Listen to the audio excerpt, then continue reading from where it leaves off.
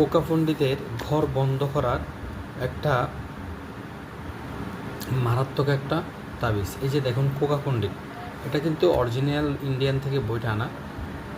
যারা নতুন দেখছেন, যারা দেশের বাইরে এবং দেশের ভিতরে দেখছেন, তাদেরকে ধন্যবাদ, অসংখ্য অসংখ্য। আমি অবশ্যই ভিডিওটা পুরো দেখবেন এবং ভিডিওটা ভালো লেগে থাকলে শেয়ার দিবেন। যাদের দরকার হয় তারা এই কাজ করবেন। আর আপনারা চাইলে দেশের বাইরে এবং দেশের ভিতরে কুরিয়ার করে বাংলাদেশের যে কোনো প্রান্তে নিতে পারবেন এবং দেশের বাইরেও কুরিয়ার করে এই ধরনের তাবিজ যে কোনো প্রান্তে নিতে পারেন। তবে দেশের বাইরের খরচ আপনাদের বহন করতে হবে।